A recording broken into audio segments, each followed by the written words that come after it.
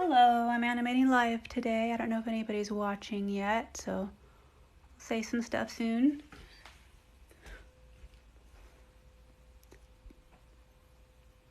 Ooh, looks like a couple people are watching. I'm just working on a scene for Seed in the Sand, or a shot for Seed in the Sand today, and I thought I'd share my animation with you guys.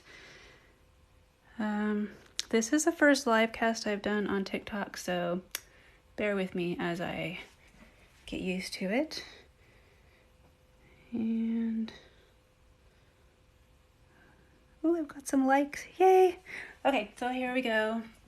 This guy is playing his drums. I got about a second in, just I didn't want to start before I really started. So you can see he's just hit the drum. And if I play it, bam. I've already set up my sound because I love Dr. Sock. And that's how I do my X sheets now, because I used to do them on paper, but I'm using Dragon Frame now, and it's pretty great. So the blinks are for the drum, and the mouth is for singing. So, I would answer that question in Spanish if I translate it. Oops, it's gone now. Ooh, thank you.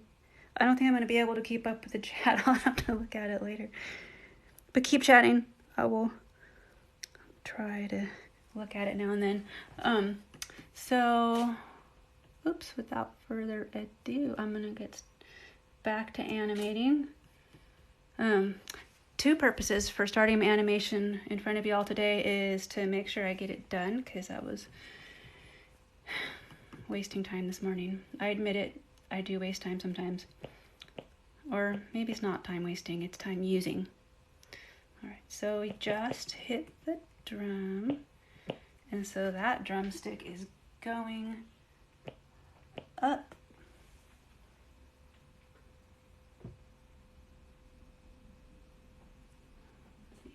Did I go far enough?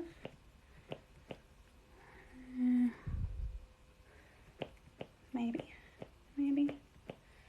One of the great things about using Dragon Frame and working digitally, which I'm doing on this project, is that I can erase stuff and I can see what I'm doing as I'm doing it, which is lovely. And I check it and I check and I check it to make sure that things are moving in the right direction. And see, I've got another drum hit coming right there. How much can you see? Oh, you can't see that side. Oh, shoot. I didn't show enough of the screen. So everything follows down. There's a little, this is the sound, this is my like soundtrack thingy. Sorry, I thought that was showing when I was talking about it. But, I'm going to pull the camera back slightly without showing too much of my messy house, because my animation studio is in my living room, or actually it's not really a living room anymore, it's an animation studio. There we go. Now you can see kind of more of the dragon stuff, sort of. All right, back to work. Now you can see I've got like that MB is like, that's where the drum beats are, and you can see the sound that I'm coming along to. And here's the first time the creature is going to sing, so he's got, this is Bossy.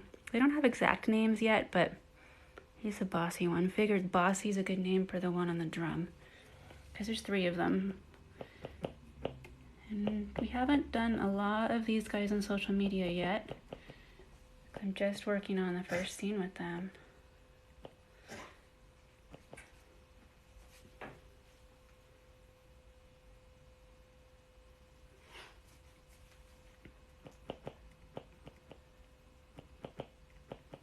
Okay, he moves. Do I want him to move? Yeah, that seems natural enough. I'm gonna take a picture. I have it black out when I take the picture because sometimes I have the computer aiming at the set, so it's a good idea to have that.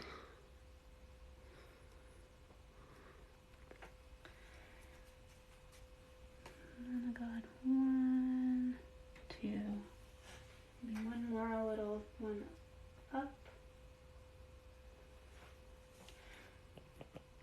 Nope, not enough. Maybe that's too much. And this goes the wrong way. I gotta watch out that this doesn't jiggle. Alright, already has a little bit.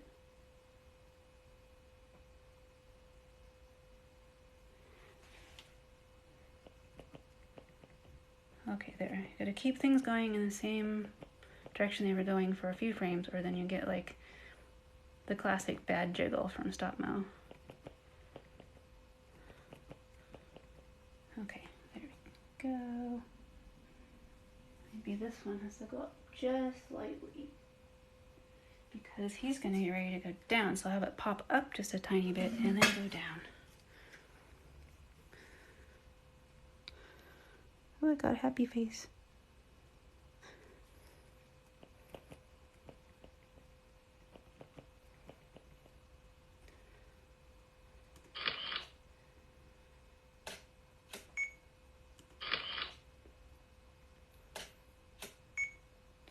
Okay. I'd probably animate faster if I didn't like keep watching it, but I get enamored of my little characters moving, so.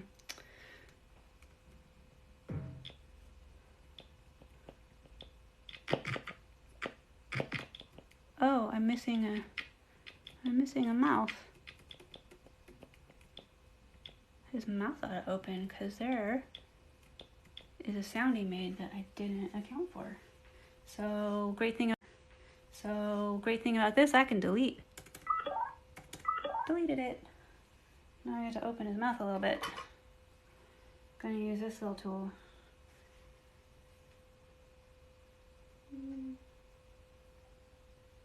Go ahead, do something.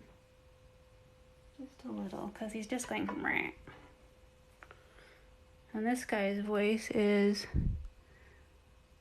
done by Susie Gardner of the band L7, and she did an amazing job bringing these guys to life. Yep, this is a really awkward angle to do this. This is why my back always hurts at the end of a day of animating, especially this set, because I have to lean over this thing.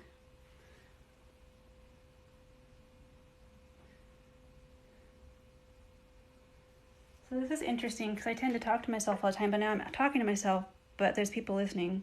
I don't know. This is interesting.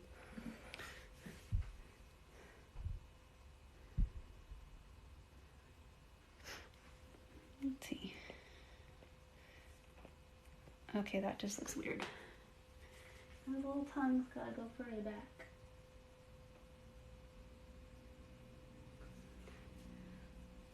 And it's over to the side. Yeah, that's good. Just subtle.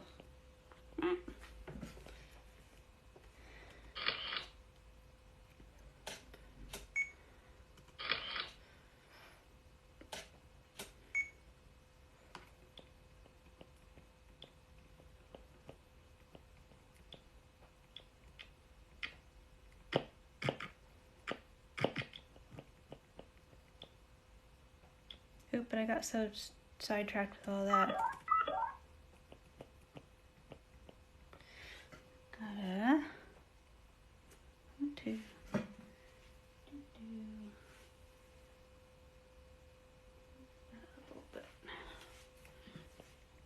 Yeah, some of the moves you have to make with this stop motion, you can't even really see that you've moved it on the puppet. You can only see that you've moved it by going back and forth. I mean, that one's obviously I could see, but this one, you wouldn't know. But if you have already been seeing my profile, you'll see that there's there's both Seed in the Sand, which is this film I'm working on, is represented there, and so is Blood, Tea, and Red String, which is a film that I finished quite some time ago.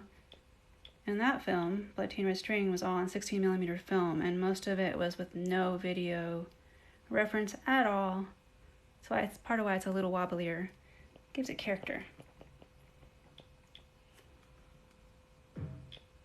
There we go. Now, see that little MB, that means that's got to hit there. So I've got to, it's going to go kind of fast.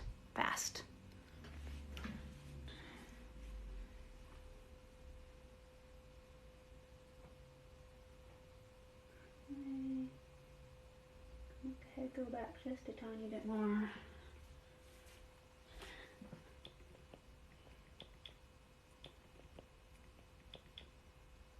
It should not be going down.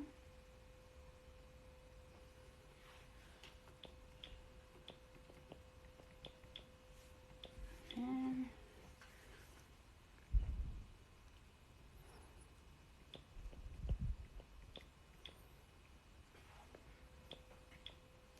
I should have checked the time that I started doing this. Is there a timer?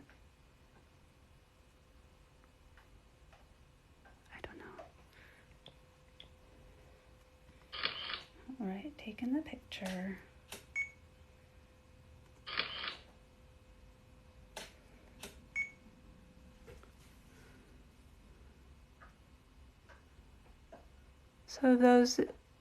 So anybody who's just joined, I'm working on a shot for my film Seed in the Sand, and these three creatures are playing a song, and this is a close-up of just the drummer. So I only have the sound on my X sheet. I've only got the sound of the drums, but there are two other instruments and two other characters who are also performing this. All right, time to hit, because you got that spot.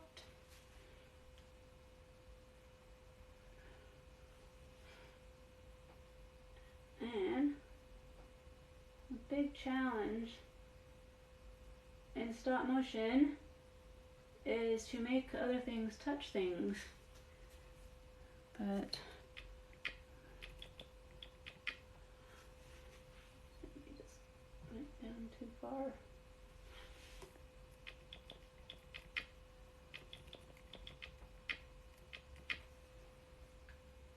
Rolled too much.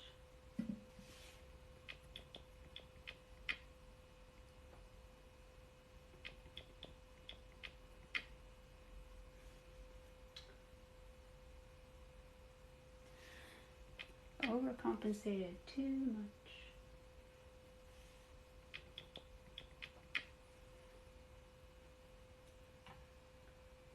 And there are always the fears when you move it, worry that you move it a tiny bit and then the whole thing falls down. So that's what we want to avoid. Want to avoid that for sure.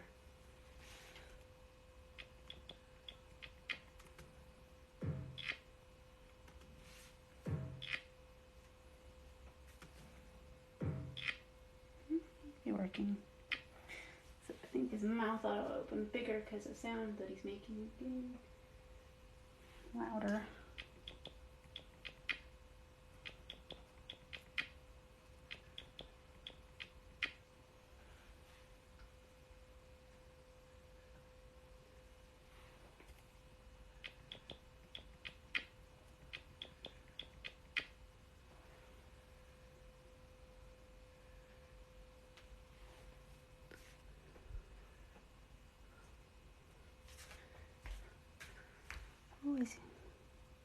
How do I further sync the character hits with the rhythm?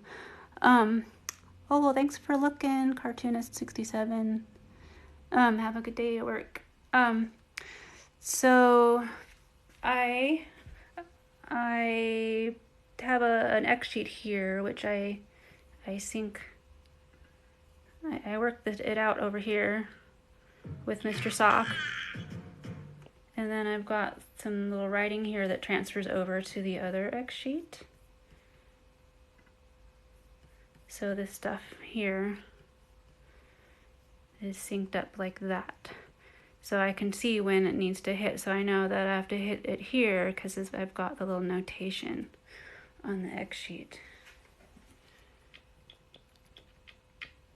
And then I took the whole entire song is on a Adobe Premiere timeline, and I've exported just the tracks that I need for the character that I'm working on, and I've got a little mark for where that track begins. So when I bring it back to the Adobe Premiere project, then I know exactly where to put it so that it is synced with the music. Hopefully that answered your question.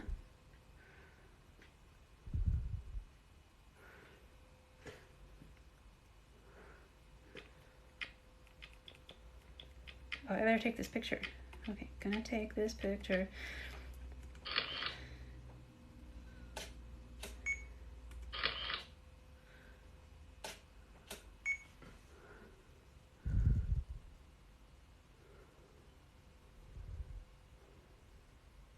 So yeah, so this is Seed in the Sand. I'm working on a shot for Seed in the Sand. I know somebody wrote the Blood Tea and Red String, but I'm not sure what you wrote about Blood Tea and Red String. But yes, that's also my film. Blood Tea and Red String is the film that I finished a few years ago and is out in the world all over the place.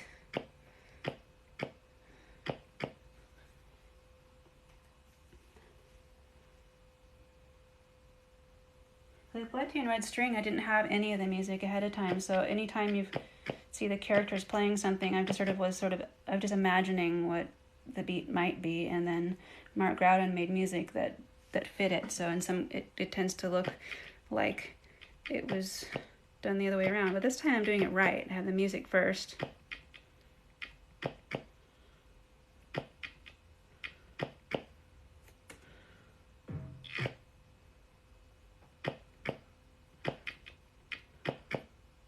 Then hopefully staying in focus. A few weeks ago I did a shot and it was perfectly in focus, but only for the first 12 frames. And then you move back out of focus because there's a very very thin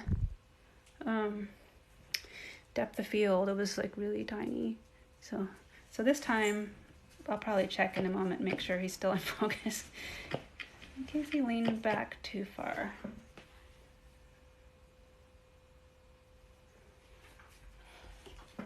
So for those of you who are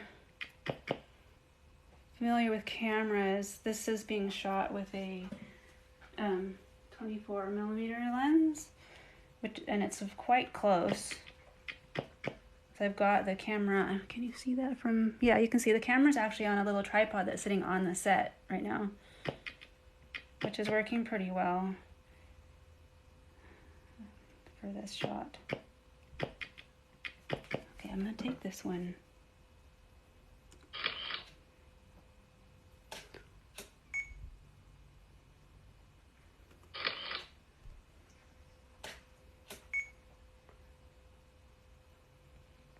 So I'm hoping to get a nice little chunk of this done so that when I give my artist talk after my Blood Tea and Red String screening in Oakland, California on July 13th, that I will be able to show a little piece of this, and hopefully the voice actor will also be there. We're going to be promoting this more on Instagram and Twitter. So if you find my profile for Seed in the Sand on Instagram and on Twitter, you will find lots of information about my upcoming art show.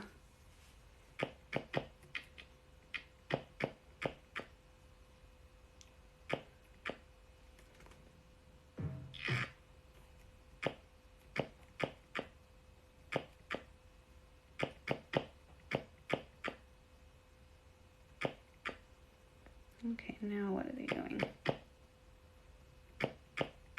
Just going up and singing a little bit.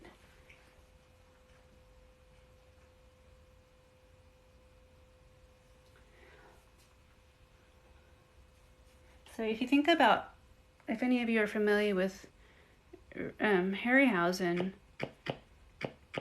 he didn't have this video backup kind of thing. He had little little marks, like little things he would move into the set and out of the set. And he had to keep track of things like Medusa's hair. Oh my God, I mean, there's snakes going all over the place. To keep track of all these directions. We're so lucky these days to have all these amazing programs to just focus on the work and the acting instead of just trying to keep everything straight in your head.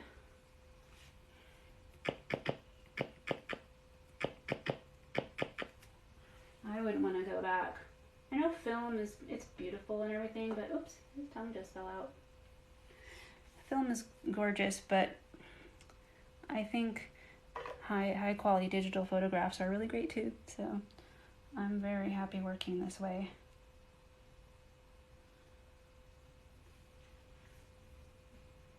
And even if you work on film, in this day and age, most people are going to be seeing it.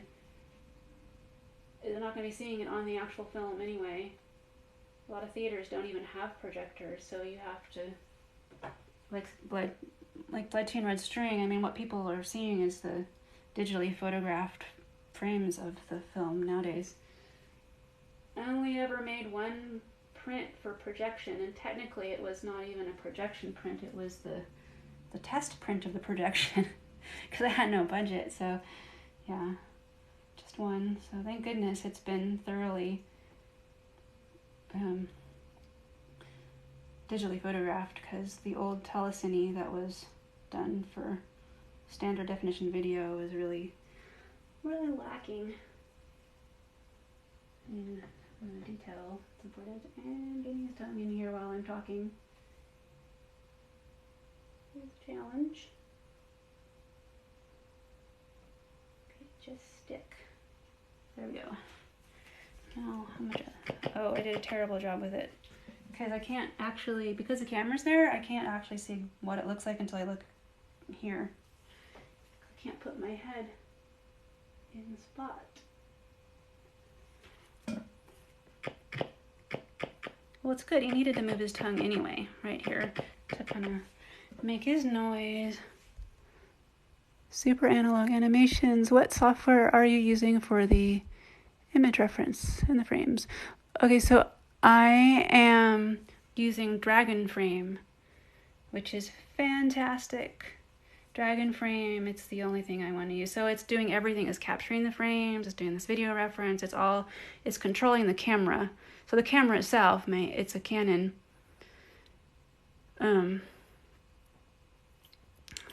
Canon Rebel. So it is, the program is controlling the camera. So the camera is sort of taking the pictures, but then it's getting recorded directly onto my hard drive. And there's this image, which is kind of fuzzy, which is really small, and it's called the feed. But if I go over here, I can check what the real image looks like and make sure it's in focus, because it's really sharp, whereas the feed is not sharp. The front of the drum is a little out of focus, but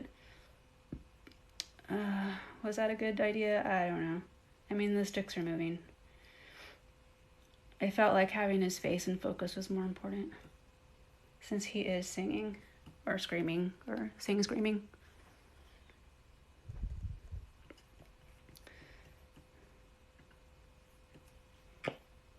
Oops, move that down there.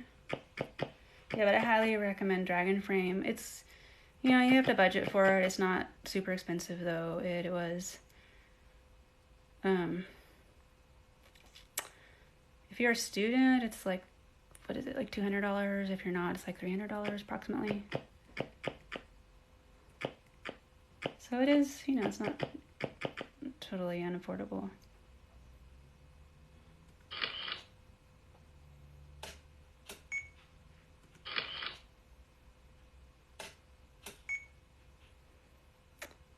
So what have I got? I've got just under a second done since I started this live stream, so yay.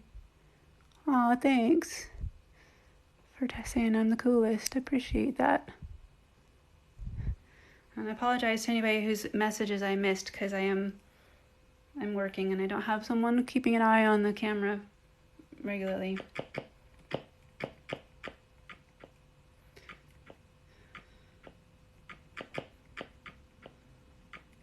But I'm doing my best to kind of keep up with conversation on my regular posts.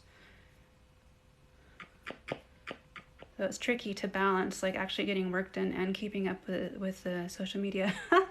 so that's fun. Well, actually it is fun, but today I was worried whether I was going to actually get any animation done, but here I am doing it.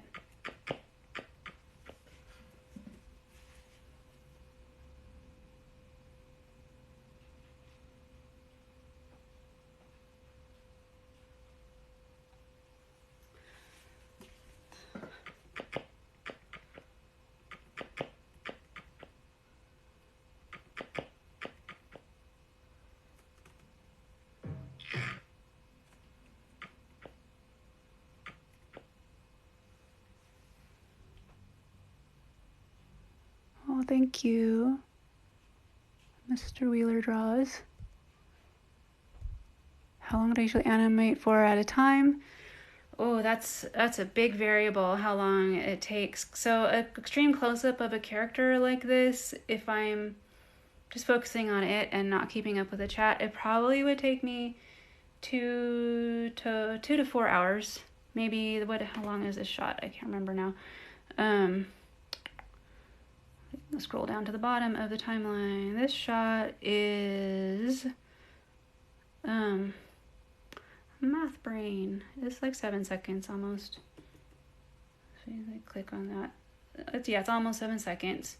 So this could take me 4 hours, 5 hours maybe. If I have multiple characters, it could take longer. I did have kind of a rule of thumb, like if I've got a character walking with lots of action, it can take an hour to animate a second. But if they're doing something pretty subtle and I'm just there's a lot of kind of emotive pauses, it can go faster. It can be kind of hard to predict though, because I also get distracted as I'm working. Yeah,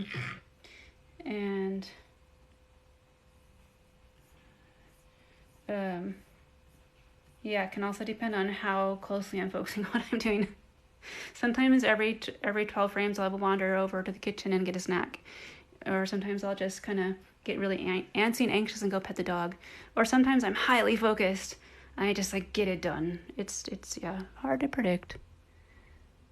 Oh, thank you, Macabazoo. I'm happy that my movies make you feel like you're in a dream. And thank you, Lackadaisical. Who influences you?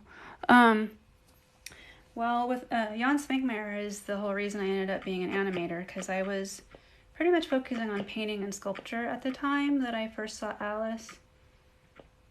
So I had really no idea I was going to be an animator. There was an inkling when I was in 5th grade when I made a little something, but a lot of kids make animation and then don't become animators. So that's the biggest influence. And in some ways I'm influenced more by live action than stop motion, because I feel like my film doesn't fit neatly into kind of the greater stop motion. I mean, it does and it doesn't. So maybe more influenced by painters too, having kind of focused mostly on painting during my school years. And Leonora Carrington, of course, is a big influence. I got a whole list that when I'm all prepared for an interview or something, I do manage to remember all of them, but I'm a little distracted to remember the whole list right now. But yeah, yeah, you hope everyone is covered in moths today? Okay. I'm not sure I understand where that comes from, but it's a very interesting comment. Jan is amazing. Yeah, Alice is such a perfect film. Okay, am I ready to take this picture? I think I'm ready to take this picture. I can always erase it if I don't like it. But if I go too far and I don't like it, then it's hard to get them back in place. Okay. Oop. So I'm getting down to this little mark here that means open mouth but smaller. It's my own little system here. And he's almost ready to hit the drum with the other mallet.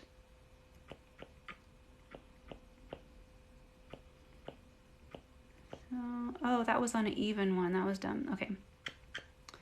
So I try to keep my notations on odd frames because I'm shooting this on 2s, not 24 frames a second. So it's best if I get these notations on odd frames, but occasionally I mess up. So I will just start him closing his mouth a little bit early. Just a little bit.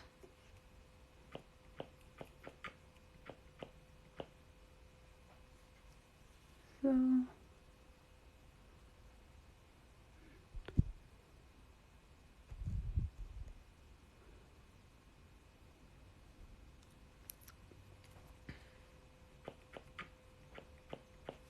all right, next frame.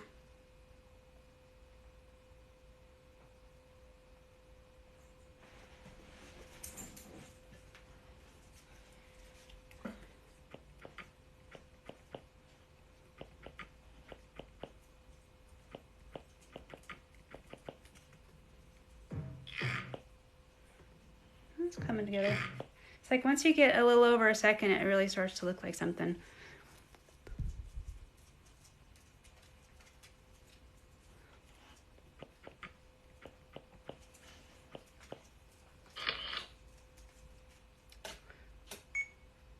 Oh, another thing, the reason this is really, really orange is because it's nighttime here. Like here you can see there's a window, which if you had been watching the other, if you'd seen the shot in the day, you'd know that there was a window. But since for you this is a little new, it's just a thing. But it's nighttime now, and then they've got little lanterns, which they're not in frame right now. But I have these little LED lanterns that don't really actually provide much light, but they look like they're providing light. And then when I bring this into Premiere, I color correct it to be just a little more yellow, but this is the closest I could get to the color I want until I go in. So then I just do a little correction.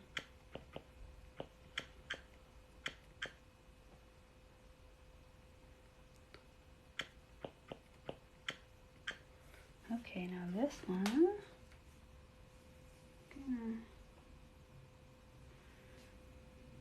bring that down because it's gonna hit this.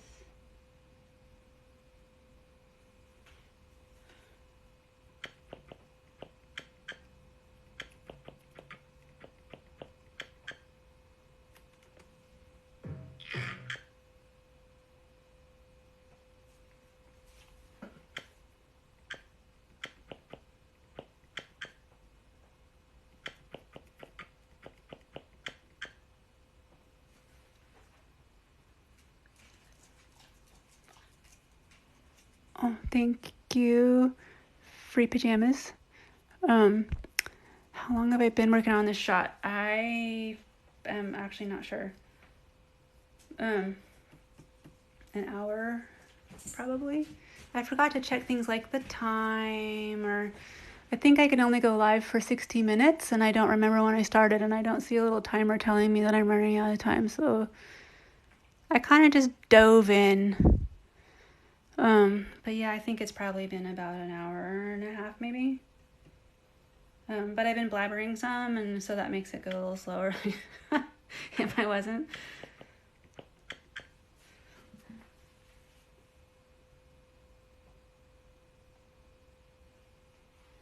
But generally, to get to a second and a half, it would take me around an hour. So that.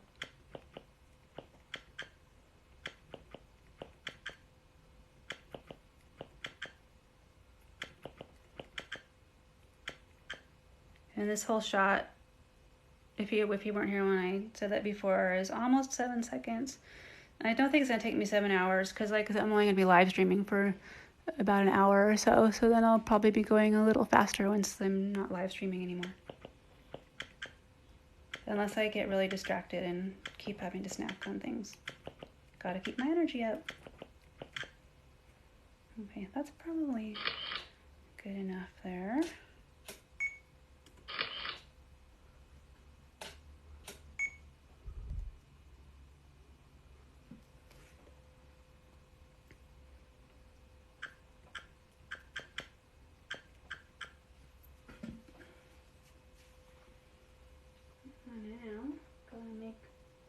hit the drum.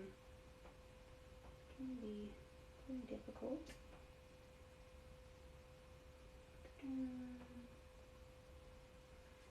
His head.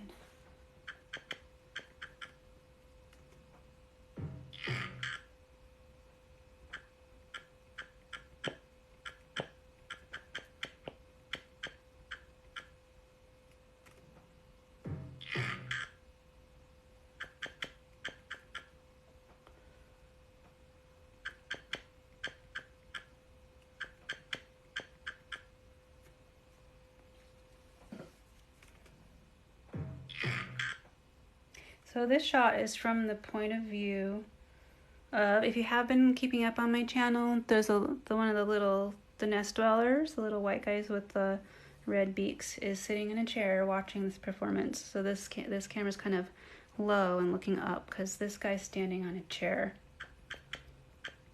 because he's bossy and he loves his drums and he wants to get up, he gets to be higher than everyone else.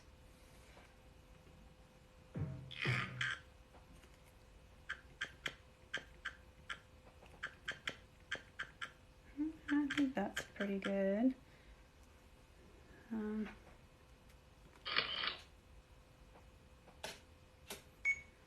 Taking that.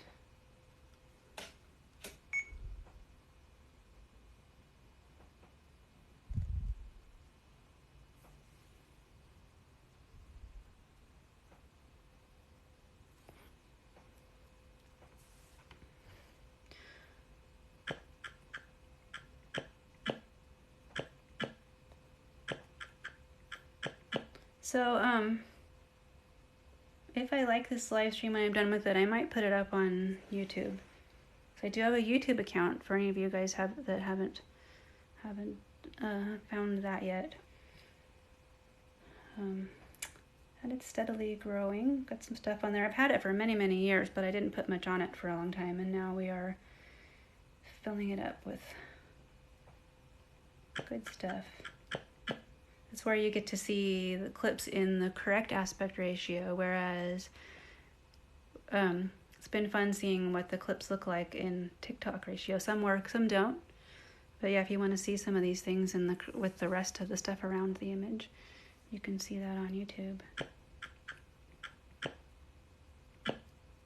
Okay, so now let's see what's going to be happening here. He's going to stop talking down here. Then he's going to start squawking again over here 3 seconds in.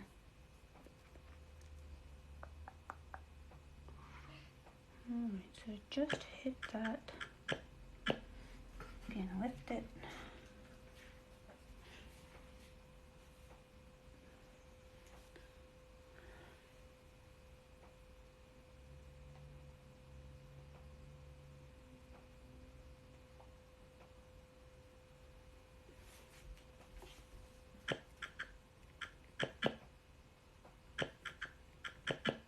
I gotta get him to stop going that direction and start going slightly the other direction. Or he's gonna end up going way out of his original spot.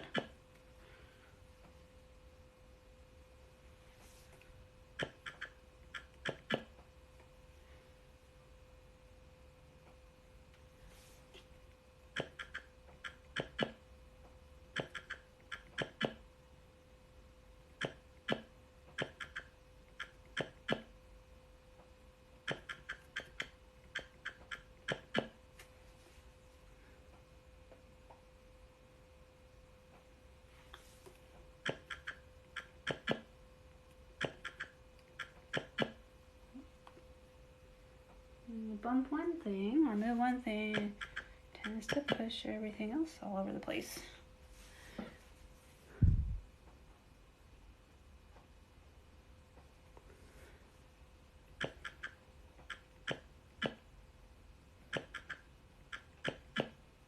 So since I'm not paying attention to the time of how long this is going, it will probably just sort of unceremoniously stop with possibly even mid-sentence. I have no idea.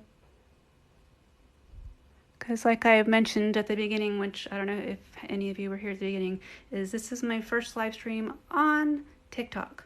So getting it figured out. I've live streamed on YouTube before.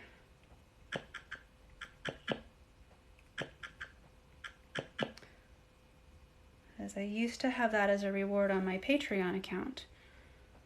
And then I would save the live streams, but only people on Patreon can see those. And that's probably good, because really they need to be edited down dramatically.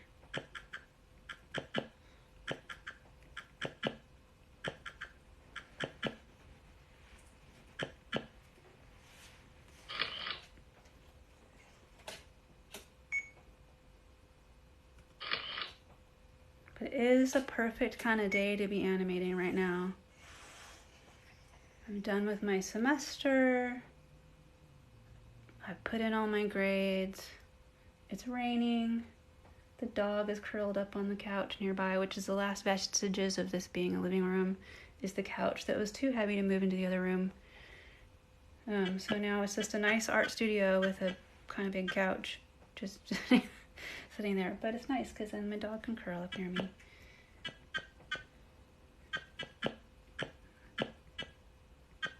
Okay, let's check that. There we go.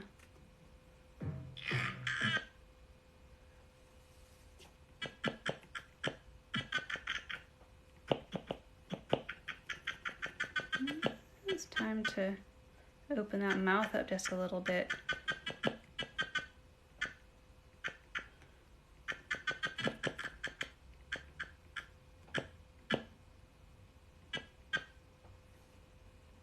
Yeah, put his mouth up just a little bit.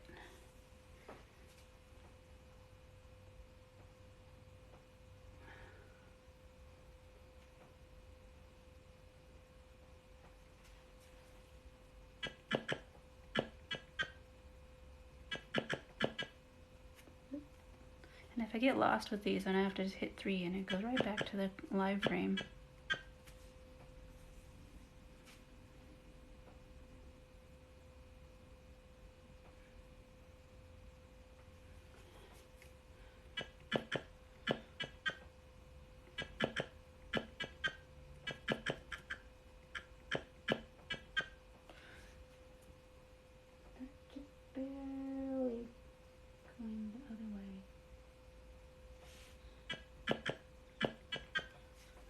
Sorry, my battery is running low. I see little hearts coming, so I guess it must have started again. So I'm plugging in my phone so it doesn't die. So, note to self, remember to deal with the plugging in the phone before you start a live stream.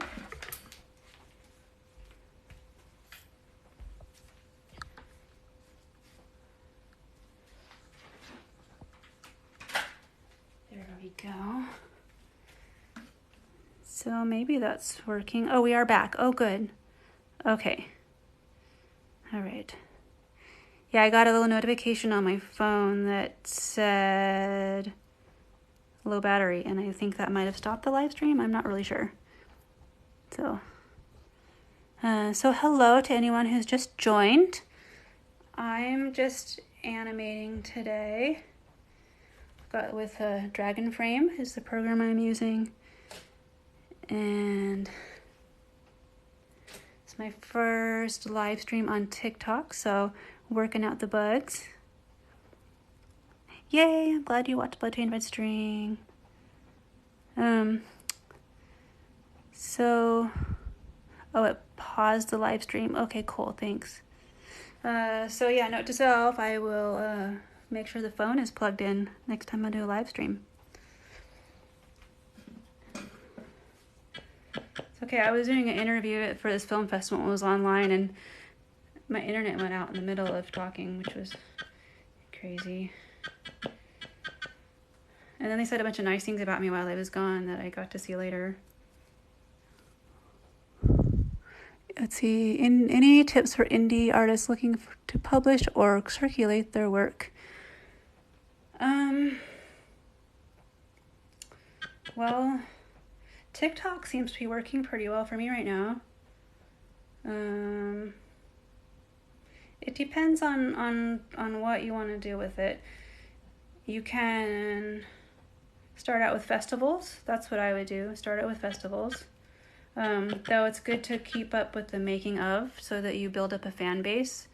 When Blood Tea and Red String came out in 2006, I had already been kind of building up interest in it, even though in the world of 2006 and before, social media was nothing. But there were ways to share stuff, and I had built up a group of people that had been really excited to see it. So I did have a line around the block for its world premiere, and sold out. The Roxy Theater in San Francisco sold out. So that was fun.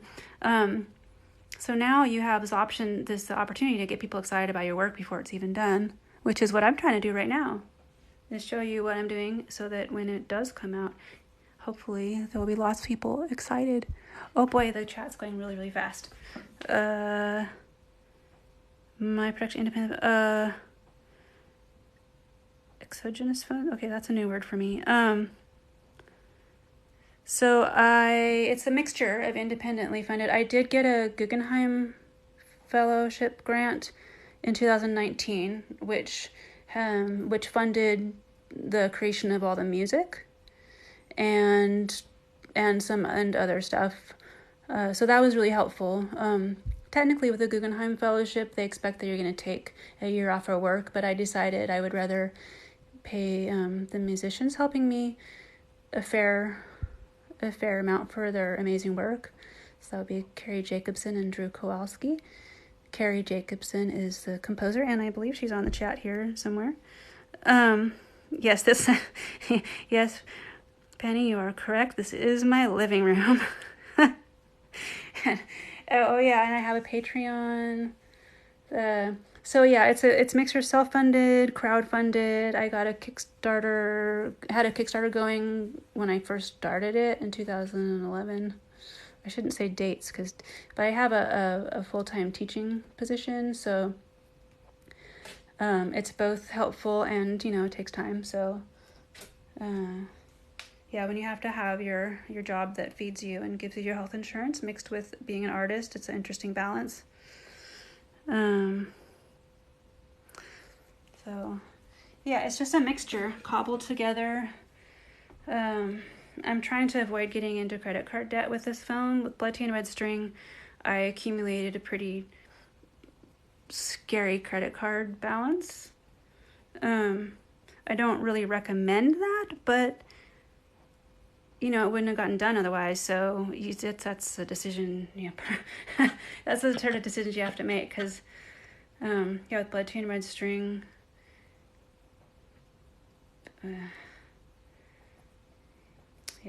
credit card.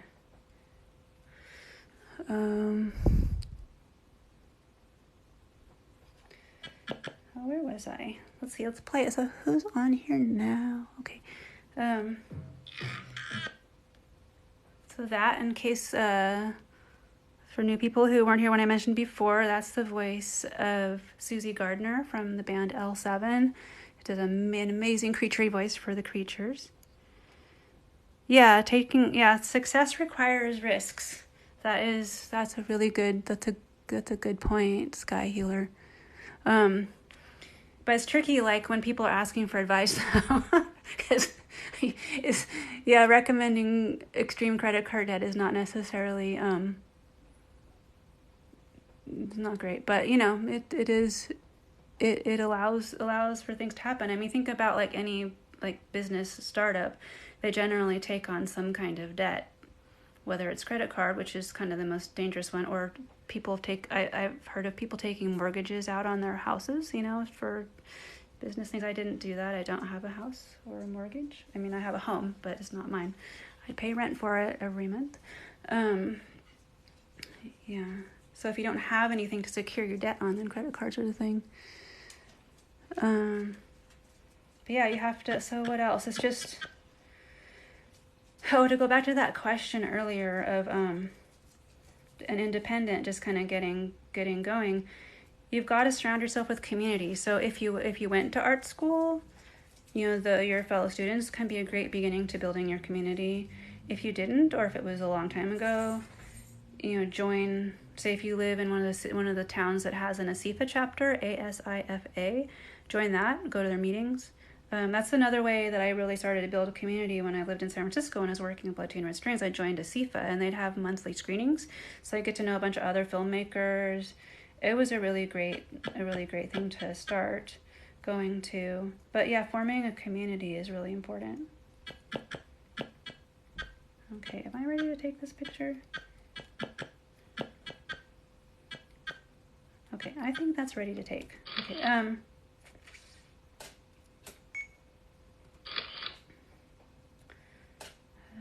I'm sure I haven't answered that question fully, but I'm a very tangential person, so it didn't take much to trigger me. Do I make the sets myself? Like right now, yes. I do. I make the puppets myself, and I make the sets myself. I have had some help, not on this set, but on the Sea Monster set, I had a little bit of help with some of the paper mache. So I teach.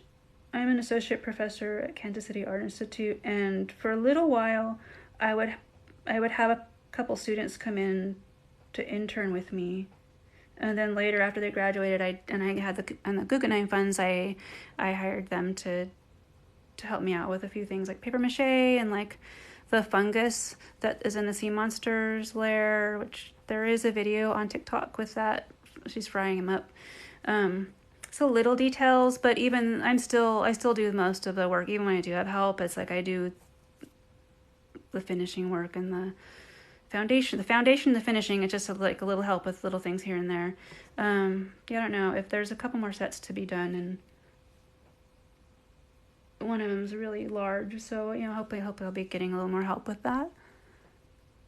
But yeah, so this set here I made like everything on it. Wait, I know you can't see a ton of it right now. It's kind of dark. Well, you can see quite a bit, but there's a lot of making of stuff on my Instagram account. We're kind of working out making some videos on TikTok with things like that, but there's a lot of still images. TikTok doesn't really work that well with still images, so if you go check out still images on Instagram if you want to see some of the making of. What's my zodiac sign? I am an Aries. And I think I'm probably a textbook Aries for the most part, except that I do finish things, but there's Taurus somewhere in my sign. I'm not sure I'm like really subscribed to the zodiac entirely, but I have had my chart done by like a couple of different people. So apparently they said that the Taurus in my, it's one of the ones like, I forget what it is. A moon? I don't know. I'm fire trine, if that means anything to you. I don't remember what that means, but so that would be something, one of the fire signs rising, Leo rising maybe, and then Sagittarius is the other, I don't know, fire trine, whatever that means. My moon, I'd have to look that up. I can't remember.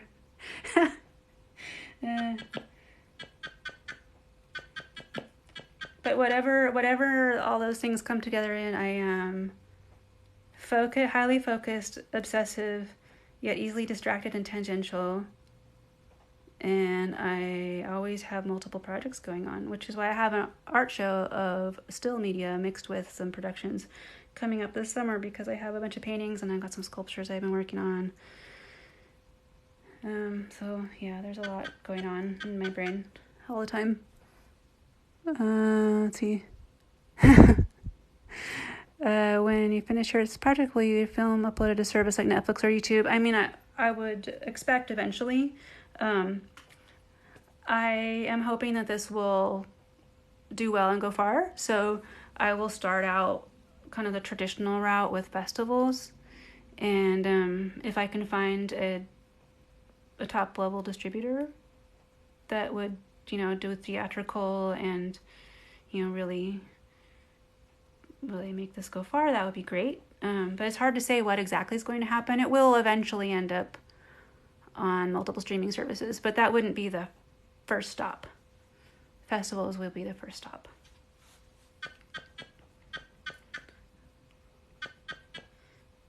But I imagine, I don't know, getting too far ahead of I'm out of here. Oh, thank you for watching, Sky Healer. Let's see. Siren says your work is some of the most beautiful I've ever seen. Oh, thank you so much. Hearing wonderful comments like that really helps keep me going, because being an artist, especially animator, it can be a little isolated. So it's just so great to have positive comments from people. Ooh, I should move my character. Here I am doing an animation live stream, and I haven't been animating for the last few minutes. Here, let's see. Let's get this going. I'm gonna do this. This one's gonna come down, because this got a hit in the next frame. Let's see, was that enough? Wait a minute, white all over the place there.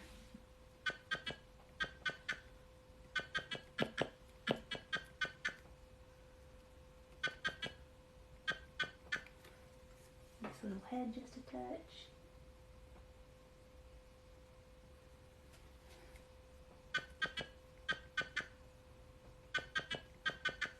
The little mouth needs to close just a tiny bit, because the tone of the voice is going down slightly. Gotta get this going. Doing a character that's moving far and fast a lot is easier than a character that's supposed to be moving just a tiny bit. Like the drum, I don't want it like going all over the place. But it's really a challenge, because I can't keep it in this. I can't really keep it still. I mean, nor would it be still if he was moving. But I got to be careful it moves the right direction each time, so it doesn't start wiggling, like jittering. Should probably make sure he's still in the focus window as well. Oh, too far.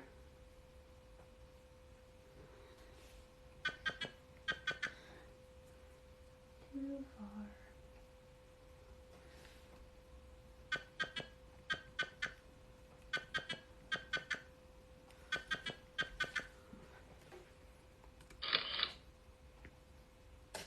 All right, there was a shot. Let's see, how do you...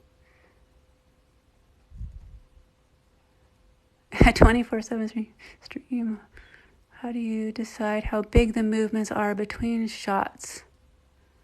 It's kind of by feel. It's kind of by feel and experience. Oops, I gotta take both pictures. Part of it is I have my X sheet here, so I know when the drum hits need to happen, and also when he starts a little bit different of a sound, or starts talking or stops talking, one of both. Since there's not really dialogue, I don't have a dialogue going, but I kind of estimate whether his mouth is wider or more closed. So that's controlling the mouth, is keeping the drum beat going. As far as the head, how much he moves, that's just by feel. I don't want him to move too much, but he is singing and he's drumming, so he needs to be in motion some. So I hope that made sense.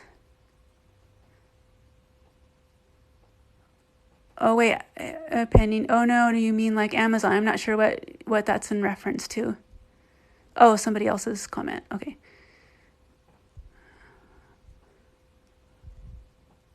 Oh, is that for about the 24/7 thing? Yeah, I think I missed a little bit. If the chat, when the chat goes too fast, I miss a little bit.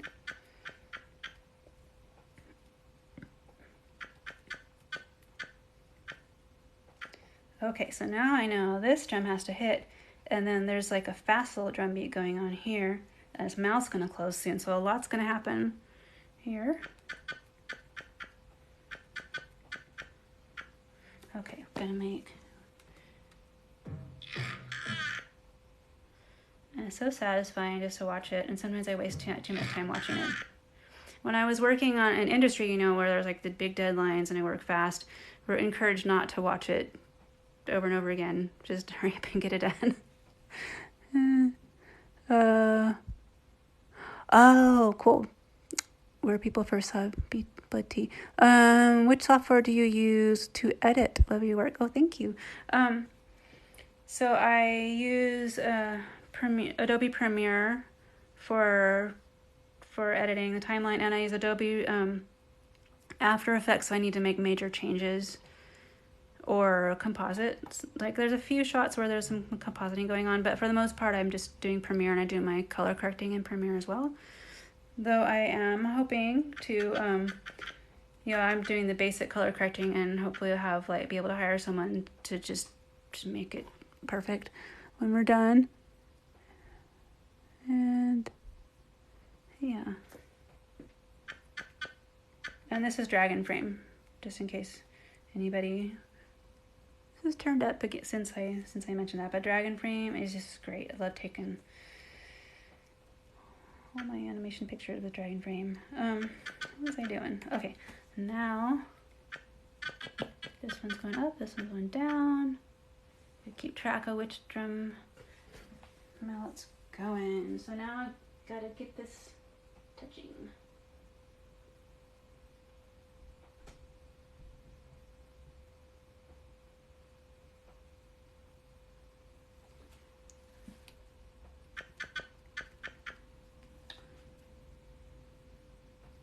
So this one going up.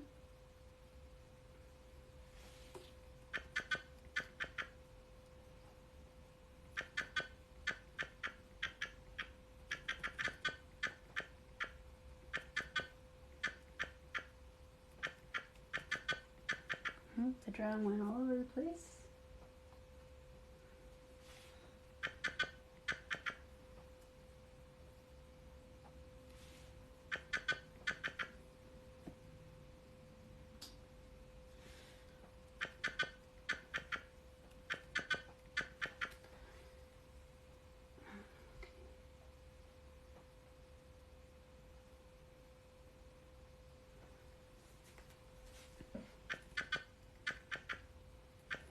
I think he's going to start moving his head the other way.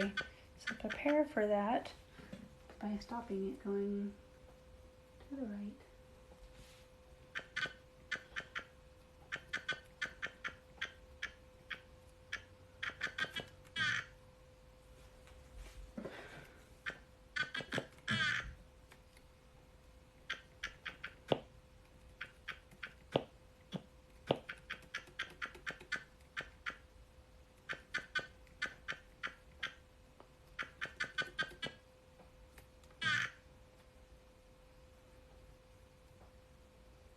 That one's kind of a little quiet drum hit.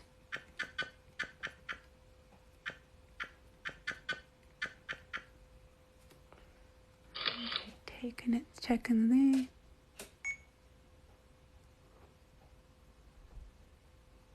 Oh, well, thank you for coming to watch that. Too many tunas? Tunas?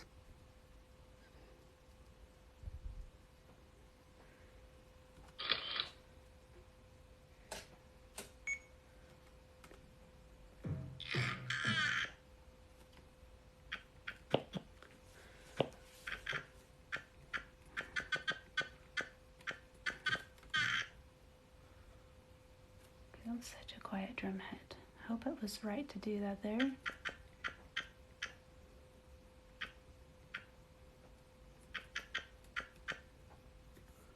Let me check that. It's a 52.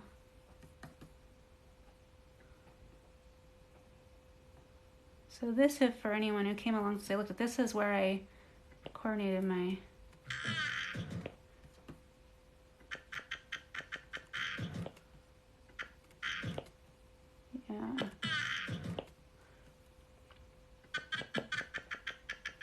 I think that's right. I made the blinks the drum hits, and then his little mouth.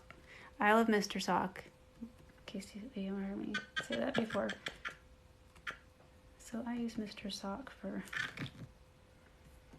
my timeline stuff. Okay. I just messed it up, but whatever. Let's see. Where was I?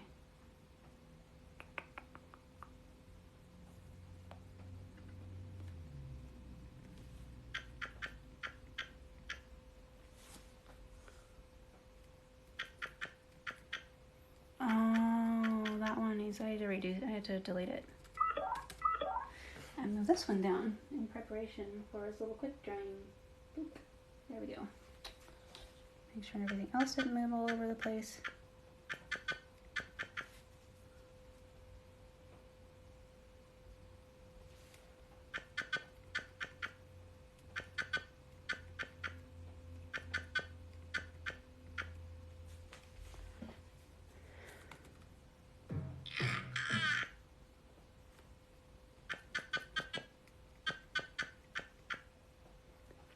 Of course, there is a statement. I don't know who to attribute it to. Is it perfection is the enemy of done? So there's the other key is why stop motion is never entirely perfect unless you're Leica, because sometimes you just have to focus more on the feeling of it than making it absolutely perfect. As long as the acting of the character comes through and the emotional intent, imperfections don't seem to damage the impact of it. I mean, as long as it's not like terrible, but just little things, you know, where there's a point at which you have to stop fixing little things, so that you can actually, you know, create the shot. Or there's some things a little off. You're like, well, should I reshoot it? And usually the answer is no, except for that shot a few weeks ago where it was kind of out of focus. I guess too out of focus. But how do I make the characters blink? These guys don't blink, but the other little characters, I make them blink by putting little clay eyelids. And once when they were too far away for me to reach, and I actually did it. I drew them and their eyelids in Photoshop, but that was kind of a extreme situation, because I couldn't really reach their eyes, and my back was hurting, and I was like, screw it, no one will notice. So but all the rest of them are little clay eyelids.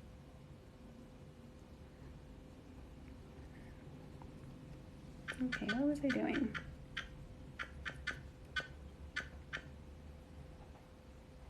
Boy, it's raining really hard out there.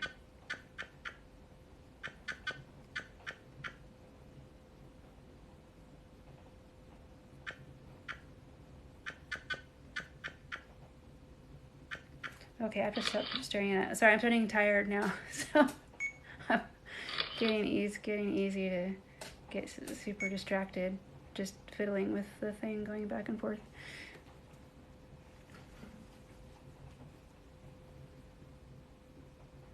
So now this little head's gonna go this way a little bit.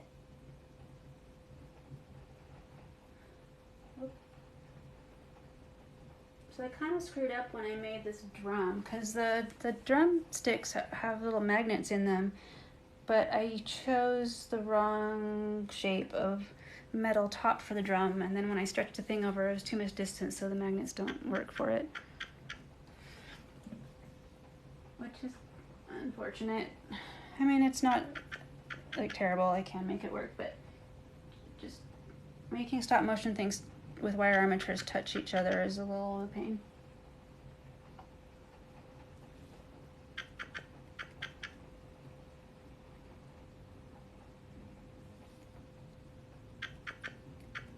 But by the time I realized I had made the drum a little less than ideal, I already sewn these hearts on. I mean, stars. I already sewn these stars on, and there's too much work in it. Like, it's okay. I'll just make it work. Because it does work just fine.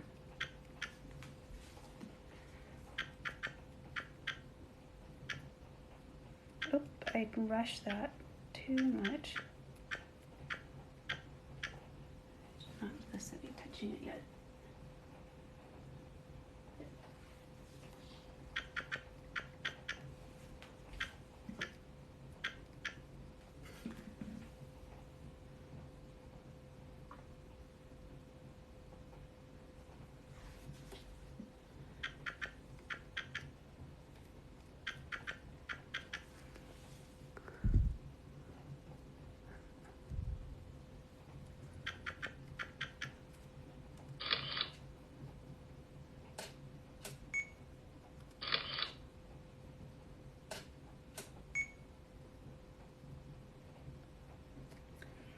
Alright, now it's supposed to hit, and he's done talking.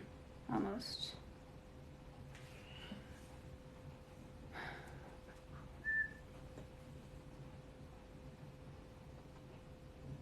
You can see a little bit of the drumsticks will hit each other, will attract each other with the magnet.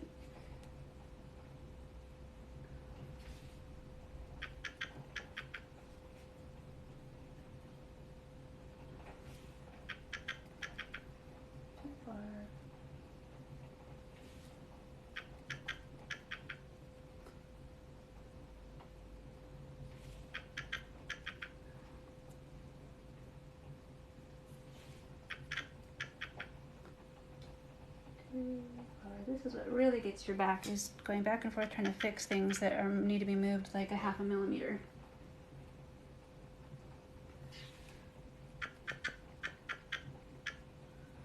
Oops.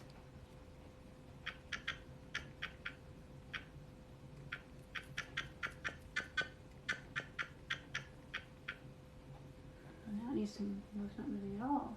I did it too well.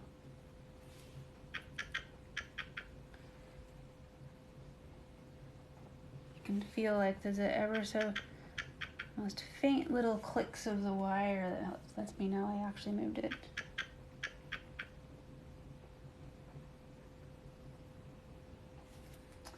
It's time for him to start pulling his tongue in his mouth a little bit.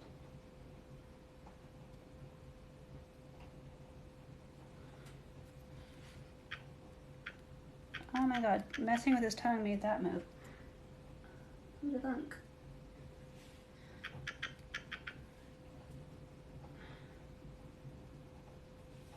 Well, there are lots of reasons people like to use ball and socket armatures, but I like working with wire armatures.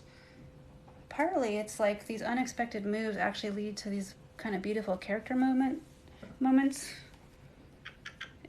So the slight frustration of things moving when I don't intend them to move, when I move something else, I say it works in my favor more often than not. But, you know, some people's styles don't accommodate that, so ball and sockets are really good for some people.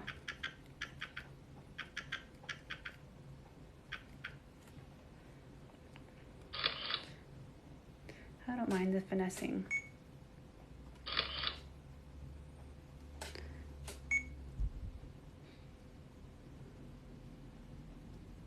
Yes, stop motion.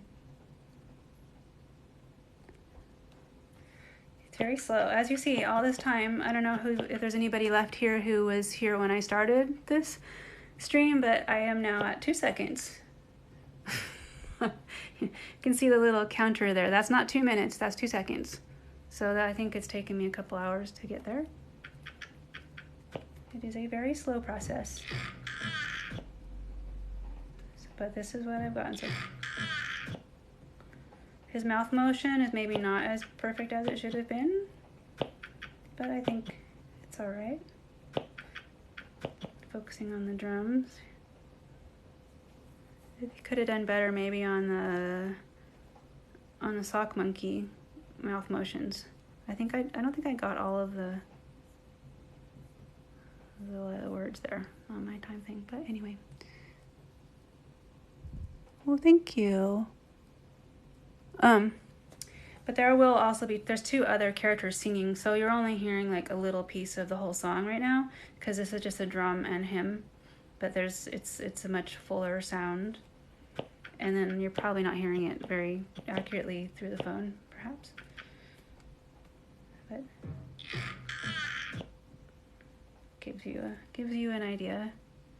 Okay, so that one just hit. And now this one's got to start coming back down. And he is done squawking for almost a second, but not quite.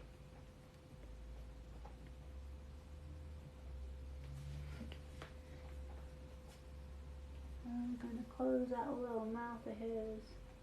Start closing it.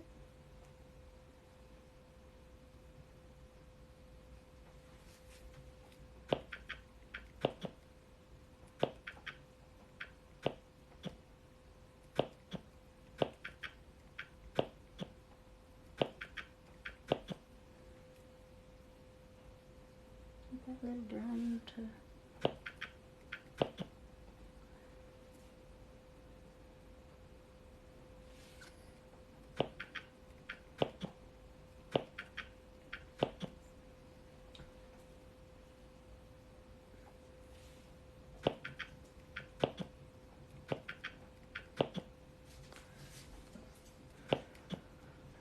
Okay.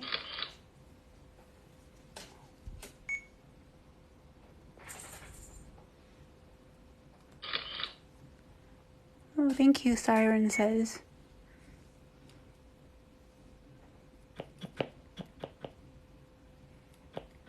Okay, that little mark there means he's done talking.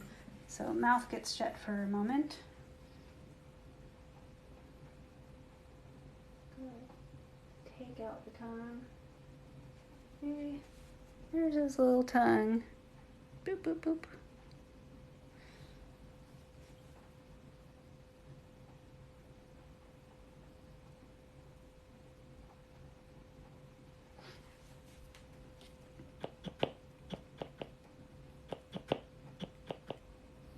And this drum, this mallet's gonna hit there.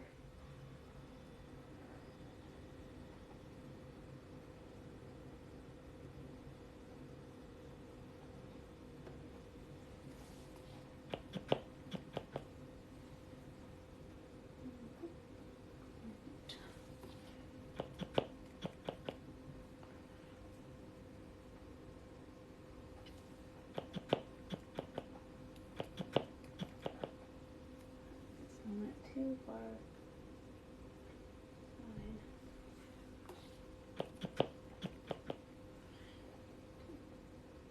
A little bit. Oop.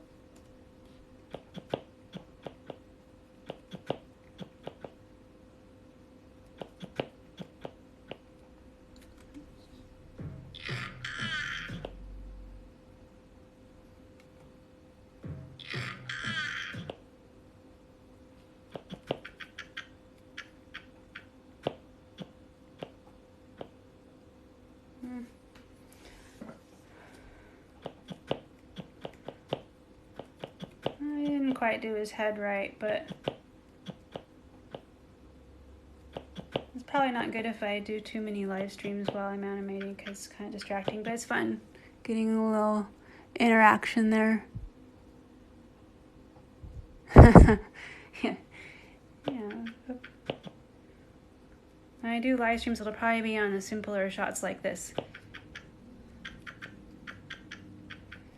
Or like, I could do it on a walking scene and it'll be 2 hours and it'll make like a step and a half.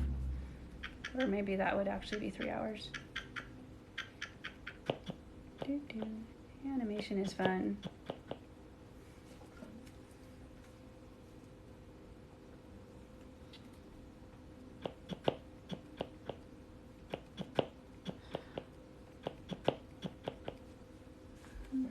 I think I'm just going to take this frame because perfect is the enemy of done.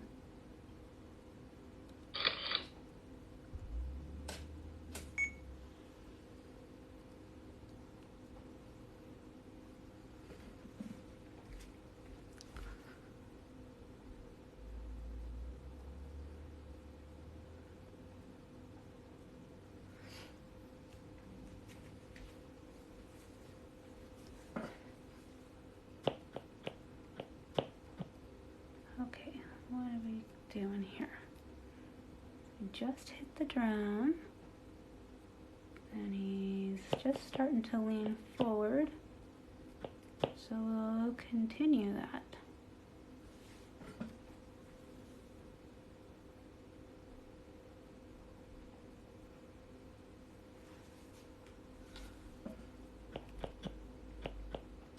Oh, that's crazy. Oh no, wait, he moved, okay. Off my frame, I was like, wait, I moved it and he didn't move. Sometimes it happens though, you think you've moved it and nothing happens.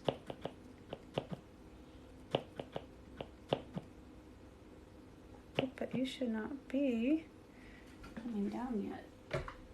Too soon.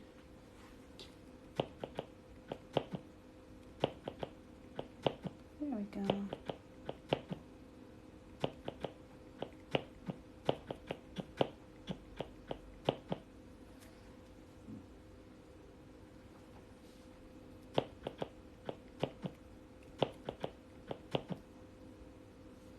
Okay, that looks close.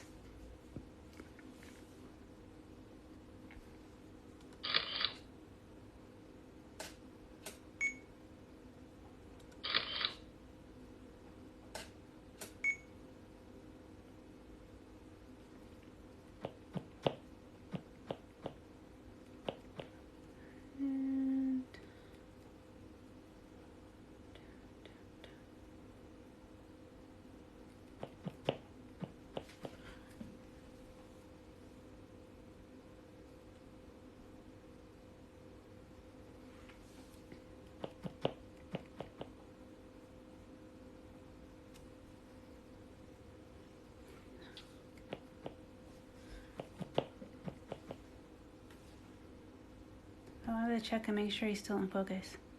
So you didn't move him too far out of the focus. Yep, there you go. That's how it's really gonna look.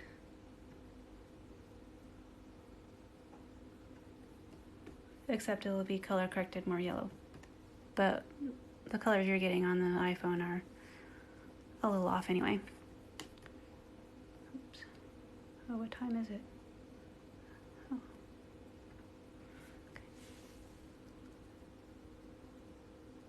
Okay. Ooh, I see a can we S. I don't know what the rest of that word was going to be.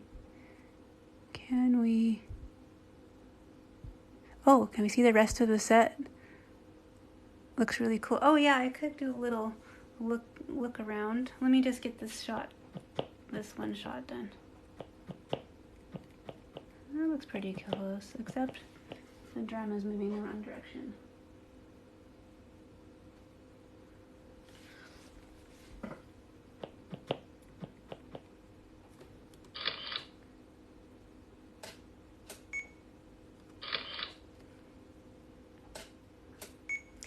So yeah, I'll take my camera off its little tripod for a sec. See, asking you shall receive. Let's see if I can do this without screwing something up. There we go. Okay. So here is, oh, gotta keep it. So here is, I didn't kick anything important. Gotta be careful I don't. So there is, he's standing on a chair with his little drum. And in the scene, there's two other characters here that you don't see because I'm only shooting close up. So somebody's over there, and then there's a little bed over there. We need to do a little walkthrough for real, or maybe, yeah. So many things to do in addition to actually making a movie. It's crazy, but fun. So that's the set, and hopefully I'm not showing you too much of. This used to be a living room. Now I don't have a living room because it's more important to have a film studio for me. There we go. Oop, there's the dog kennel that she's hardly ever in anymore because she's so well behaved now.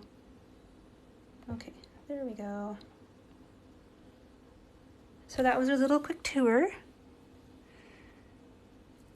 Oh, well, goodness. Well, it's a weird thing to see while high. Well, thanks for coming to check it out. How did you get into stop motion animation? Well, I always made lots of little things. It's easy. I'll answer quickly what kind of dog I have because it's a shorter answer and then I'll go back. She is a Heinz 57 dog. I don't know, but she looks a lot like an English pointer, but then sort of not. But she's super cute and sweet and big. She's nowhere nearby, or I'd show you her. Okay, so what got me into stop motion? I was all my life I just like made lots of stuff.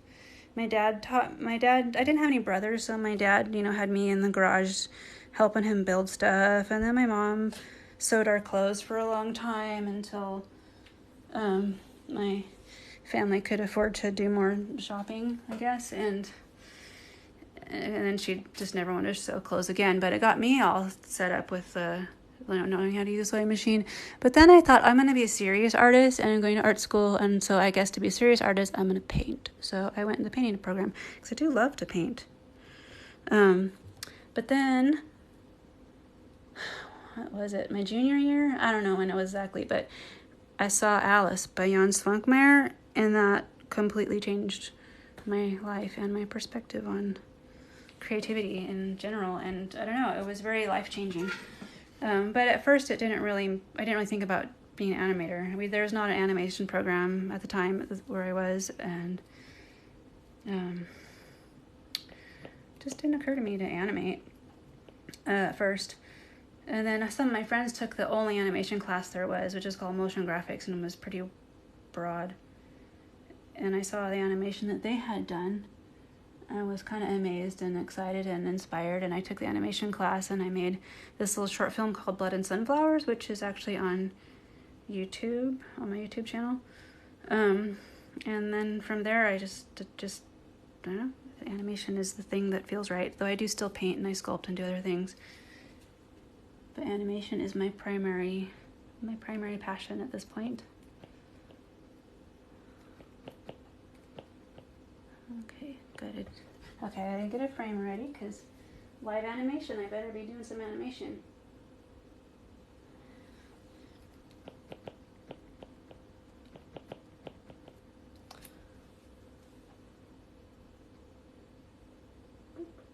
This little guy, I think that's the way his head was moving. Yes, it was.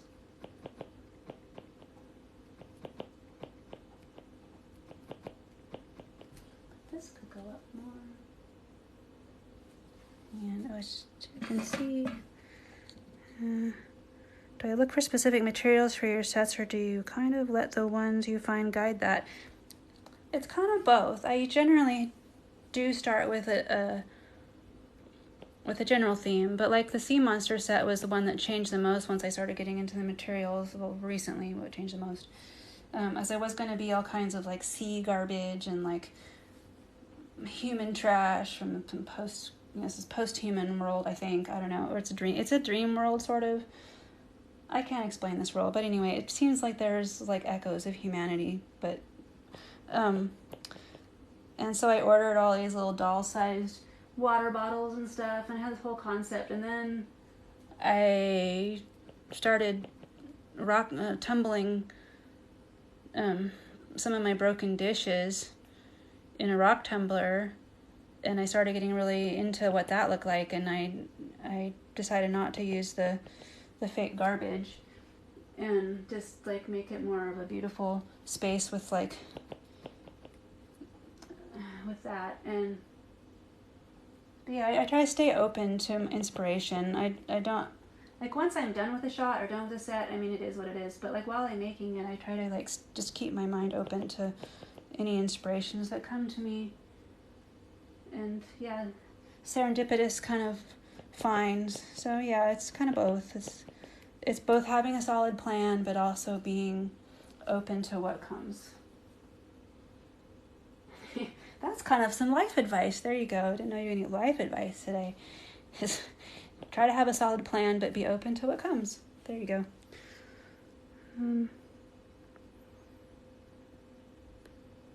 Natural found materials. Yeah, cool.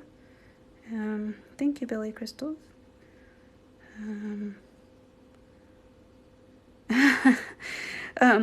So ghost tampon, blood registering it can be seen as an allegory, how men destroy the thing they claim to love. I think of it in kind of a combination of dream logic and kind of how fine art is. The interpretation is kind of up to the viewer. So part of, some of the things that people see in it I intended, and other things are, how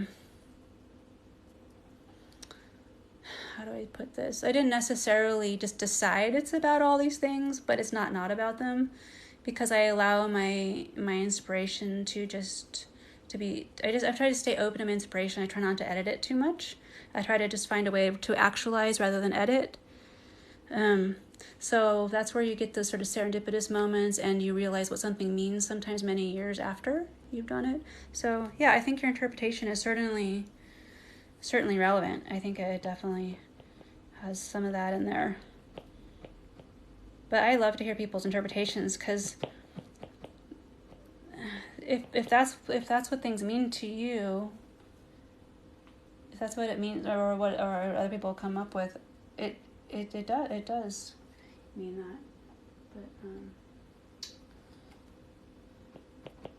yeah, but definitely, like, I was thinking of like themes of selfishness, and you know how greed and selfishness. So not necessarily men specifically, but greed and selfishness tends to kind of destroy things. So I don't tend to have like true villains in my artwork. They're generally, they have foibles that then lead to problems. Like these guys here, I don't really see them as a true villain. They're kind of the antagonists, but they aren't truly evil, though. To some people might look at these and go, that must be the evil character. But this character a character with a design like this in my work could just as well have been the protagonist. Just right now we are seeing most of this film through the eyes of the nest dwellers.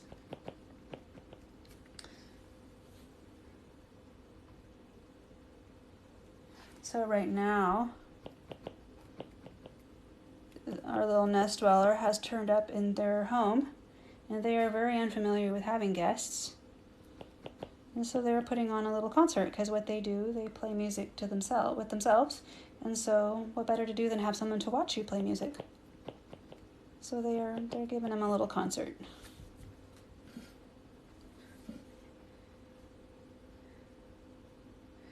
I've noticed a lot of people notice sort of an ASMR element to the blood, tea, and red string. I love that. Like in trying to direct the sound for blood, tea, and red string, I wanted everything to feel really natural and like kind of close. And yeah, at the time I had not heard of the term ASMR when I worked on that.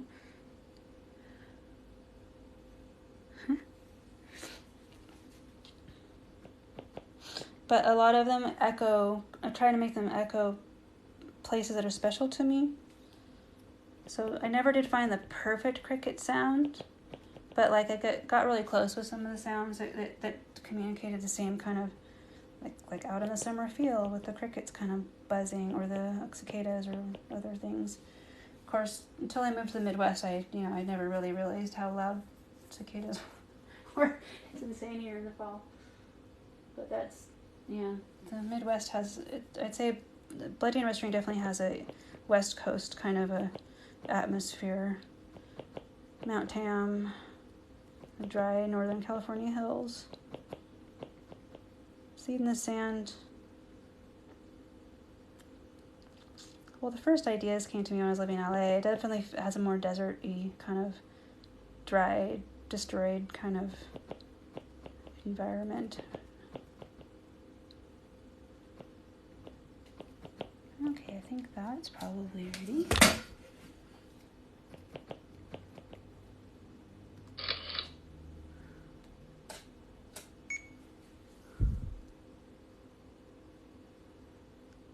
Oh, thank you.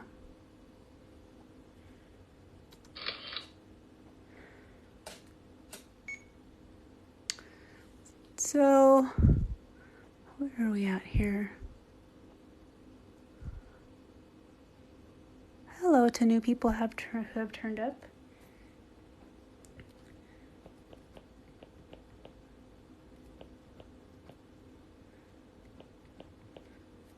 I'll show you what's going on. So that's about 2.5 hours of work, I think. I need to get a sip of something. Get my tea. Very excited. I found some Yorkshire Gold at the grocery store. It's the strongest black tea I'm aware of.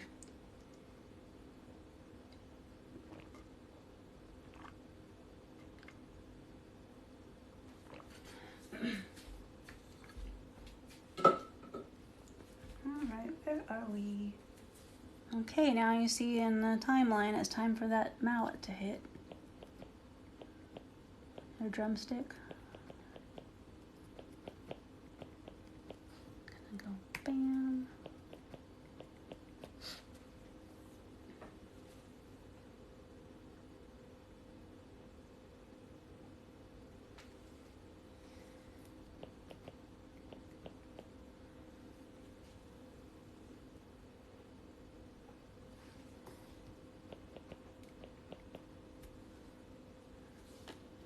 Has head changed directions? Do I want it to change directions? I'm not sure. No, it's too soon.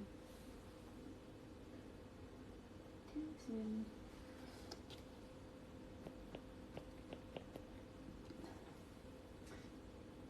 So I have been asked at some point how I keep my character's fur from crawling all over the place. Well, it does move a tiny bit. I tend to grab the ears and the arms or places where the fur is short and avoid touching the places where the fur is long. But generally the fur doesn't move as much as it does on Mr. Fox, because they intentionally made the fur move a lot. So I think I went a little overboard on that, because you can animate furry creatures without the fur going all over the place. My little like nest dwellers, I hairsprayed their fur, but it's not like sticky kind of hard hairspray, and I'm not sure it does a whole lot. I just try not to touch their bodies when I'm moving and just focus on touching their arms and their ears. There, the head went down just a little. I like that.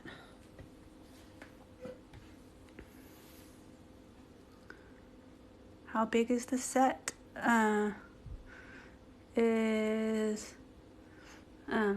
So that's four feet from side to side. The interior of the set is a little closer to 3 feet, and then it's 3 feet deep, because there is a little part that jets out.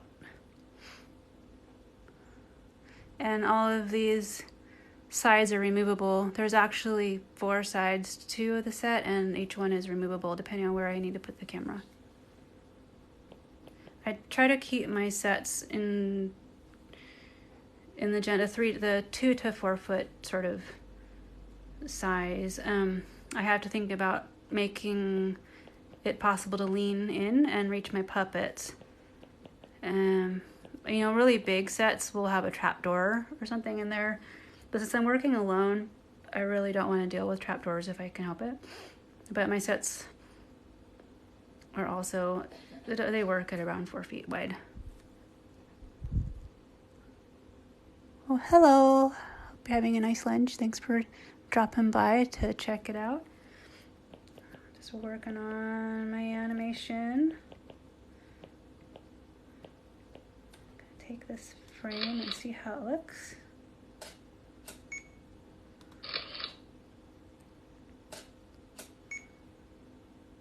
And we'll give it a little play.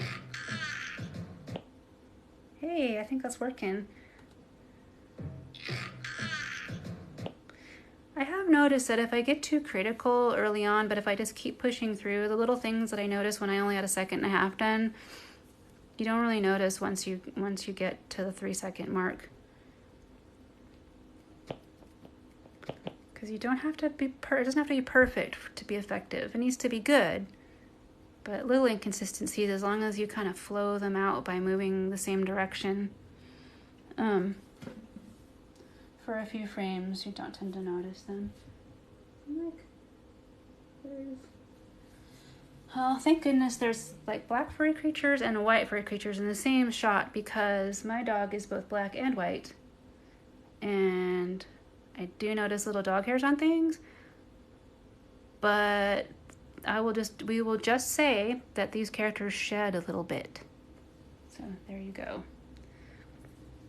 And there's like I'll notice a hair on a character that I can't see with my eyeballs. I can once I've seen it all blown up on the screen, but yeah. Dog hair. Huh. How do I make the noise for the goat man? So that is Susie Gardner from L7 making the noise. I don't think it's been really altered from her performance, other than she created a lot of sounds, and then now we have like a library of the sounds.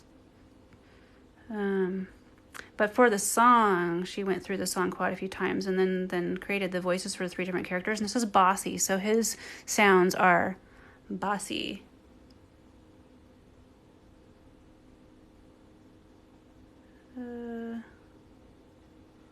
I'm not sure what that thing that just popped up means.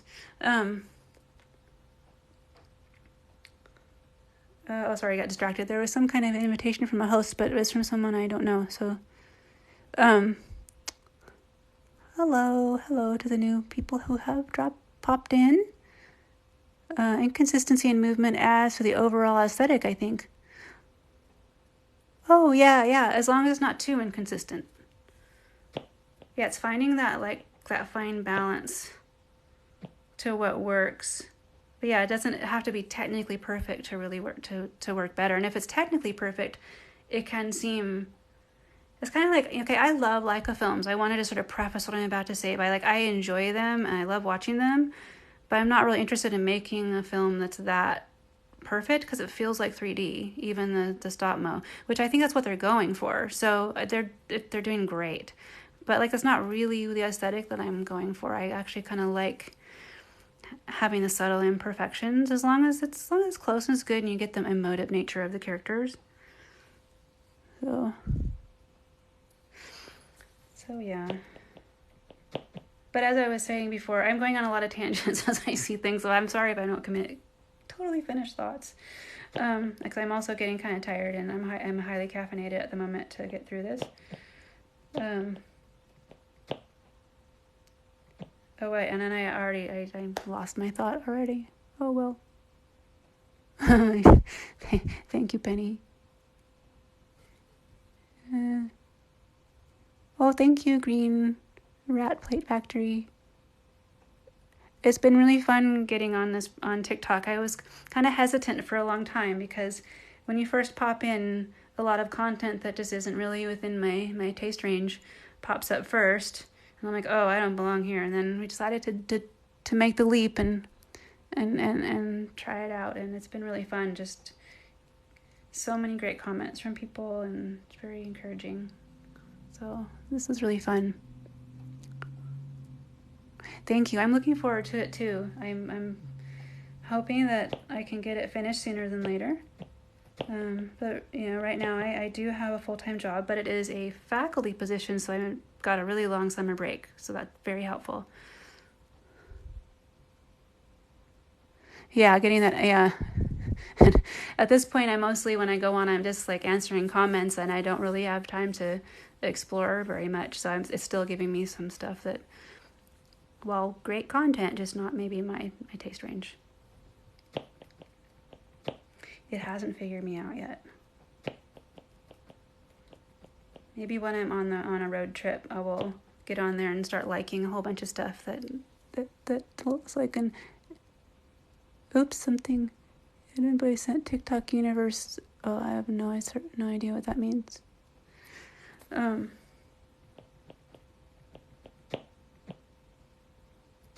also thought I had a 60-minute time limit, but it seems to just sort of go on endlessly. Maybe is it only like recording 60 minutes? No clue, because like I told anybody who may still be here from the beginning, though I think that people kind of pop in for a while and visit and then go. This is my first TikTok live stream, so I really am not quite sure what I'm doing here. It's a little different than the YouTube live stream. Okay, what am I doing? Just hit that mallet and it's got to bounce back up. Let's see. Probably should go soon. Take a genuine break, but now we've got more people though who just joined, so I'm going to stick around.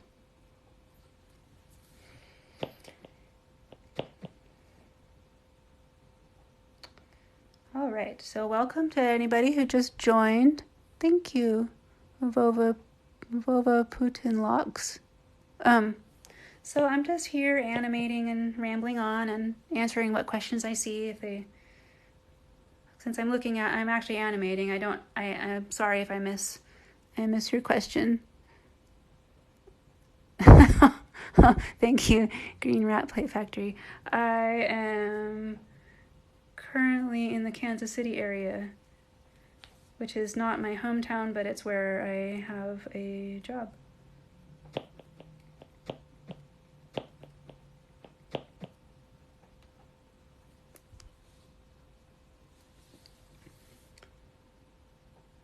Okay, Okay, so I'm 3 seconds in. I notice we've had quite a few people just join just now. So I'll play what I'm doing so far. So this is what I've been animating for the last few hours. Oh, the frog character. Well, she is a mysterious frog sorceress, and I don't know her entire story. I am not privy to her entire backstory. Because some of my characters I know really, really well. Some of them their entire backstory doesn't come to me. But I don't know where she gets those hearts. So she seems to be kind of a, what is the term? Neutral good. I don't know. I think it all depends on who you are, whether that you would consider that a good character or a bad character. But to the protagonist and the antagonist in the film, she is neutral, sort of somewhere between neutral and good for them. But to whoever donated those hearts, I do not know. Okay, I better move this one more time. I'm gonna be working on this till midnight.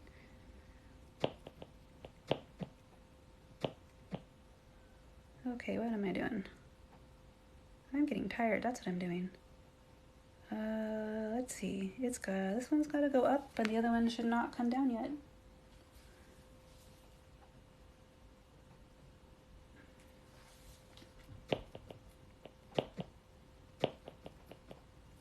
His head just started moving that way. Okay, so that's good. It's an okay way for. I had to really watch so the head is moving so that it doesn't jerk around too much. Yeah. Like I was saying before, I don't know, I think people are just coming in for a bit and then going. So I don't know if anyone I said that to earlier is still here, but I get the inspiration to do these, and I try to just accept the inspiration and actualize it rather than edit it.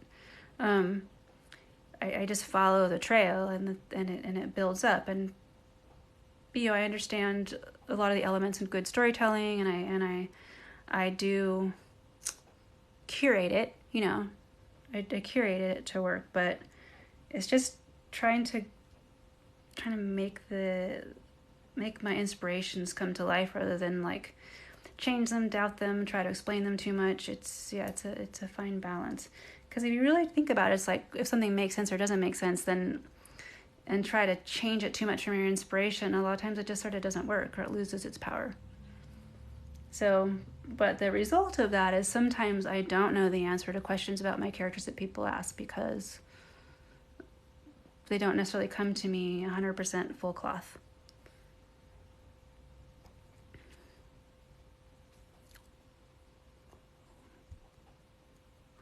What inspires me? Oh my gosh, that's a really big question.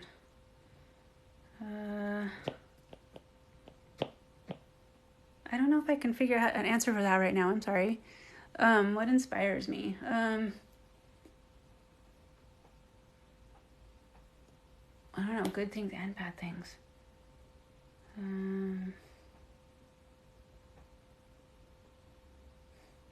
Tea, cake, weird looking creatures, Muppets, weird things that my friends or family do. Beautiful things, weird things, a hike in the forest, finding some odd little moss or lichen or creaturey looking thing. I don't know, just like daily life. Yeah, sorry, I can't think of I do better in writing sometimes. Remember I had an attorney one time who like always wanted me to talk slower and said I sounded really smart in writing. It's too tangential talking verbally. Okay, so what am I doing here? His head is moving the right way. I think everything's moving okay. I can take this photo. There we go. Yay, made it to 3 seconds. We have 3 seconds of footage. But if you ever wonder why a stop motion film takes so long, I've been working on this since, actually I forgot to check the clock, but around noon, I think. So, noon Central Time. What time is it now? Ooh. Apparently, this is taking about 45 minutes a second. Or an hour a second. But it's because I keep stopping and talking.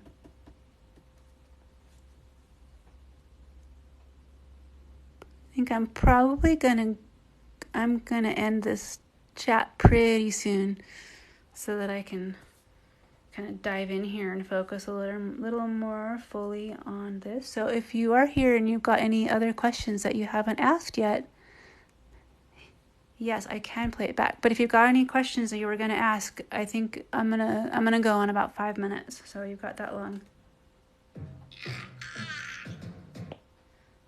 So what do you think? Think it's working? I'm gonna play it back.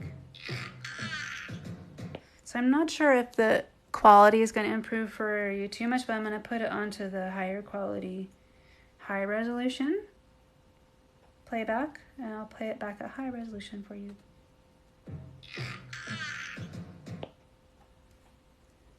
There you go. Okay. Back to the feed. It has this low resolution feed because then it plays back real time and quicker. Such a great program. They've really thought it through. Thank you for the likes. Thank you, Vova.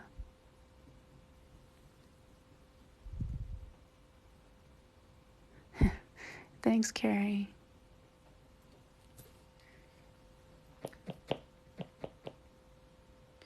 All right.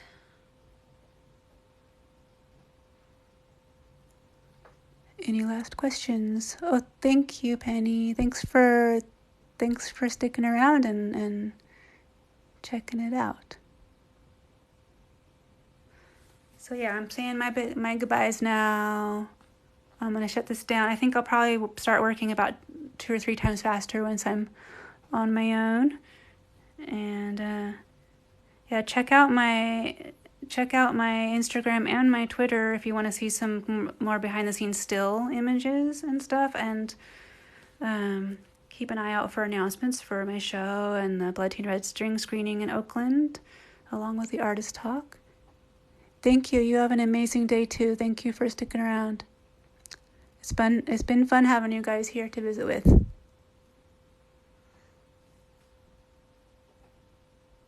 Thank you. Well, I'll try to do this again in a while.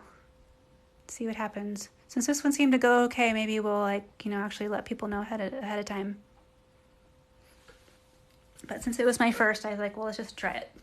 See what happens. All right. Well, you guys have a great day. I don't actually know how to stop. I see the button. Okay. I see the button and I'm going to push it. You guys have a fantastic day. Thank you for watching. Bye-bye.